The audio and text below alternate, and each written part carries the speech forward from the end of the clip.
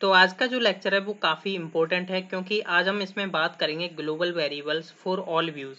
जैसा कि मैं आपको सबसे पहले एक एग्जांपल देता हूँ कि मेरे को क्यों ज़रूरत पड़ी थी ग्लोबल वेरिएबल्स की सभी व्यूज़ के लिए। बेसिकली मेरा जो एग्जांपल है वो कुछ इस तरीके का है कि मेरे डेटाबेस में एक सेटिंग्स नाम की टेबल थी। मैंने एक मॉडल बनाया, ठीक है। अब मैं क्या चाहता था, जो उसमें सेटिंग है वो बेसिकली सभी पेजेस पर मैं भेजना चाहता था, मीन्स व्यूज़ सभी एक्सेस कर पाएँ।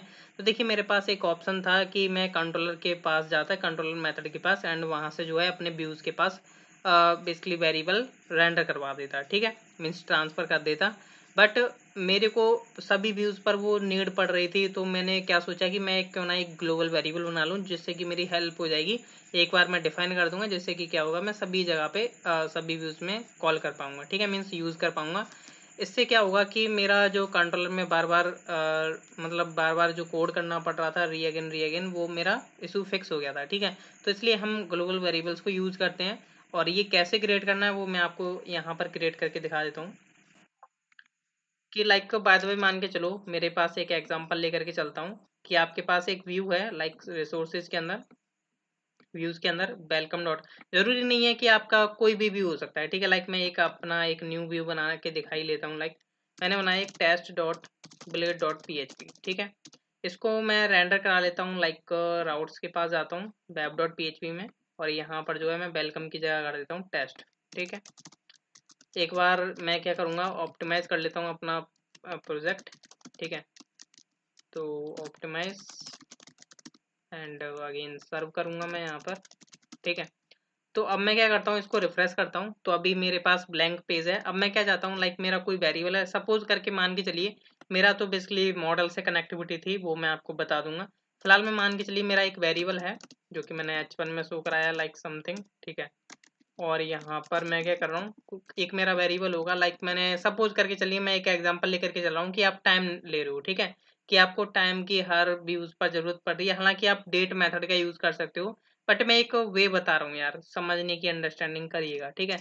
तो डॉलर टाइम नाम का मैंने एक क्या किया, मैं चाहता हूँ कि मेरा एक वेरिएबल है जो कि सभी पेजेस के लिए एक्सेसिबल है, डॉलर टाइम। जहां जहां मैं डॉलर टाइम लिखूंगा वहां पर मेरा टाइम्स हो जाएगा जो करंट टाइमिंग चल रहा होगा, ठीक है। लाइक मैंने इसको सेव किया। मैं जैसे यहाँ पर रिफ्रेश करता हूँ तो अभी एरर देखने को मिलेगी। क्यों मिल रही है? क्योंकि अभी ये टाइम नाम का जो वेरिएबल है वो कहीं डिफाइंड ही नहीं है, ठीक है। तो आपने जस्ट कॉल कर लिया, मीन्स उसे यूज कर रहे हो, और कहीं उसे डिफाइन तक नहीं किया है, ठीक है। तो यहाँ पर हम इस वेरिएबल को ग्लोबल वेरिएबल कैसे बना सकते हैं कि सभी व्यूज इसको यूज कर पाए। तो उसके लिए आपको देखिए यहाँ पर आपको करना क्या होगा, आपको आना है अपने ऐप के पास, ठीक है, ऐप प्रोवाइडर्स, एंड आपका एक होता है ऐप सर्विस प्रोवाइडर, ठीक है। इसमें क्या होता है, इसलिए आपका एक मेथड मिलेगा आपको बूट करके, ठीक है। तो यहाँ पर आपको लिखा हुआ है boot strap any application service, means कि यहाँ पर क्या होता है, इस लाइन का जो मीन्स है वो आप ढंग से समझने की कोशिश करिए। इसका मतलब ये है कि जब भी आपकी एप्लीकेशन सर्विस स्टार्ट हो रही है, ठीक है, मीन्स जो भी आपकी एप्लीकेशन है, ठीक है, या रन हो रही है, तो सबसे पहले आपका बूट चलता है। बूट बूट में क्या कर सकते हो, आप कोई भी ऐसा इनिशियलाइजेशन करना चाहते हो कि आपके प्रोजेक्ट रन होने से पहले वो चल जाए, वो काम हो जाए, वो परफॉर्म हो जाए, वो आपका एक्शन वो आप बूट के अंदर प्रोवाइड कर सकते हो, ठीक है। तो ऐसे ही हम क्या कर रहे हैं, व्यू के रेंडर होने से पहले, व्यू के रेंडर होने से पहले तभी क्या होता है, बूट कॉल होता है, और यहाँ पर ये चेक करता है कि कुछ ऐसा एक्शन है जो आप परफॉर्म करना चाहते हो, वो आप यहाँ पर लगा सकते हो। लाइक मेरे को चाहिए कि एक वेरिएबल है मेरा टाइम नाम का जिसको मैं एज अ ग्लोबल डिक्लेयर करना चाहता हूँ अपनी व्यूज के लिए, ठीक है। तो मैं यहाँ पर कैसे करूंगा, ओनली पर्टिकुलर व्यूज के लिए मैं बता रहा हूँ, सभी व्यूज के लिए हो जाएगा बेसिकली, चाहे आप टेस्ट के यूज मतलब रिसोर्सेज व्यूज के अंदर जो भी फोल्डर्स होते हैं सभी व्यूज के लिए अवेलेबल रहेगा, ठीक है। लाइक आपको व्यू के लिए करना है तो आपको लिखना है यहाँ पर डायरेक्ट व्यू, और यहाँ पर आपका व्यू मेथड यूज करना है, एंड यहाँ पर आप क्या करोगे, एक मेथड यूज करोगे शेयर नाम का, ठीक है। ये बेसिकली आपका शेयर करता है, ठीक है। इसके भी गाइस ना तीन तरीके हैं, सॉरी दो तरीके हैं। दो तरीके से आप कैसे बेसिकली मल्टीपल डेटा को पास आउट कर सकते हो अपने व्यूज के पास, ठीक है। फर्स्ट तरीका ये है कि आपको शेयर के अंदर सबसे पहले अपने वेरिएबल का नेम प्रोवाइड करना होता है। जैसे लाइक मैं यहाँ पर टाइम यूज कर रहा हूँ, ठीक है। तो मैं यहाँ पर क्या करूंगा, अपना टाइम लिख दूंगा, ठीक है, ये मेरा वेरिएबल नेम बन चुका है। एंड इसके अंदर मैं क्या वैल्यू रखना चाहता हूँ वो आपको सेकंड आर्ग्यूमेंट में प्रोवाइड करनी होती है, ठीक है। लाइक यहाँ पर अगर आपका कुछ मॉडल से कनेक्टिविटी कर रहे हो तो आप यहाँ पर डायरेक्ट लिख लो यूज ऐप स्लैश मॉडल्स, ठीक है। तो यहाँ पर आपका जो मॉडल्स है वो आप मॉडल यूज कर लो, मैं इसलिए आपको बता रहा हूँ। एंड नीचे आकर के अपना मॉडल में से जो डेटा है वो निकाल लो और उस इस वेरिएबल के अंदर असाइन कर सकते हो। अब जैसे मैं बता रहा हूँ टाइम असाइन करने जा रहा हूँ मैं, तो मैं डेट मेथड को यूज़ कर लेता हूँ, जिसमें से मैं h:i:s means hours minutes and seconds को मैं क्या कर रहा हूँ, यहाँ से इसको शेयर कर रहा हूँ अपने व्यूज़ को। ये ज़रूरी नहीं है एक पर्टिकुलर व्यू के लिए होगा, ये सभी व्यूज़ के लिए हो जाएगा। अभी देखोगे यहाँ पर एक एरर आ रही थी, बट अब मैं जैसे रिफ्रेश करूंगा तो एरर जा चुकी है और यहाँ पर क्या आ रहा है, इसके लिए आपका टाइम आ रहा है। ठीक है, तो ये आपको ध्यान से समझना है कि आपको कैसे यूज़ करना है। ठीक है, कि मतलब किस तरीके से हम यूज़ कर रहे हैं। एंड सेकंड थिंग की लाइक मान के चलो आपको मल्टीपल डेटा पास करना है, तो आप यहाँ पर देखो इस तरीके से भी कर सकते हो।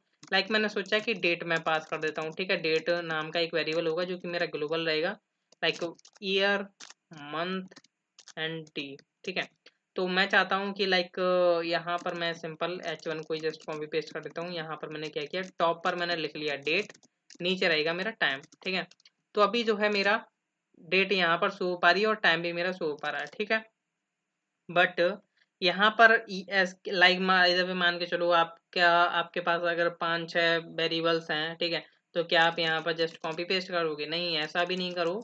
ठीक है, आपको क्या कर सकते हो, लाइक मैं इसको बताता हूँ एक सिंपल फॉर्मेट में।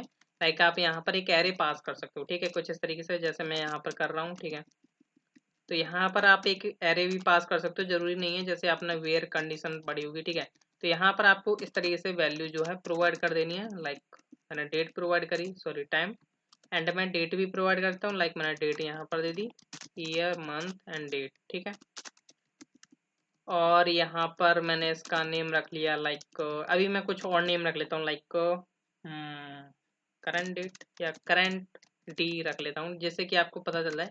करंट डी रख दिया है। ठीक है, कि आपका ये पर्टिकुलर कॉल हो रहा है नहीं। ठीक है, करंट डी रख दिया मैंने इसको। जैसे यहाँ पर रिफ्रेश करता हूँ तो भी वही आपको रेस्पॉन्स देखने को मिल रहा है। ठीक है, तो ये काफ़ी ज़्यादा यूज़फुल है अगर आपका मॉडल से कनेक्टिविटी कर रहे हो, तो आप वो डेटा जो ऐसा है कॉमन रखना चाह रहे हो अपने व्यूज़ पर, या कुछ ऐसा है कि आप व्यूज़ पर वो चेक करना चाहते हो, आप नहीं चाहते कि कंट्रोलर से मेरा डेटा आए वो हर बार, तो आप ऐसा कर सकते हो। लाइक मैं एक एग्जांपल दूं आपको, रोल्स एंड परमिशन में यूज़ करने को मिल सकता है। ठीक है, कि किस किस को क्या रूल असाइन है, कौन सा यूजर है। ठीक है, फलाना ठिकाना, तो मिल सकता है उसका ये डेटा। ठीक है, तो आई होप आपको समझ में आया होगा कि कैसे आप ग्लोबल वेरिएबल्स क्रिएट कर सकते हो अपने व्यूज के लिए। ठीक है, अगर आप इसे कहीं और यूज करोगे तो आपको एरर देखने को मिल जाएगी। यहाँ पर हम पर्टिकुलर व्यू को डिफाइन कर रहे हैं इसलिए। सो थैंक यू गाइस, मिलते हैं नेक्स्ट लेक्चर में।